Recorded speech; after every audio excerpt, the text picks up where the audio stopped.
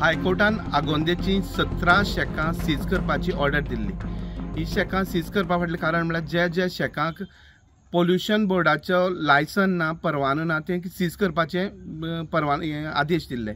सो ह्या आदेशा प्रमाणे गोवा पोल्युशन बोर्डाचे प्रभुदेसाय जेई, काणकोणचे डेप्युटी कलेक्टर मधु नार्वेकर, काणकोणचे मामलेदार मनोज कोरगांवकर हेणी पुलीस फोर्स घेवन ही कारवाई केली। 17 शेकां जेन्ना सीज करपाक गेले तेन्ना 17तली 5 जी शेकां आशिल्ली ती त्या ओनरांनी स्वता डिसमेंटल केल्ली तांकां मेळ्ळी आनी बाकीची 12 शेकां तेणी सीज केल्ली आसा। तशेंच तेणी इलेक्ट्रिसिटी डिपार्टमेंटाक घेवन ही सीज केल्ली परत ऑपरेट जावची ना हाजी खातीर खबरदारी घेवपाची म्हणून तेंची वीज ती लायट आसा ती लायटीची कनेक्शनूच तोडलेली आसा।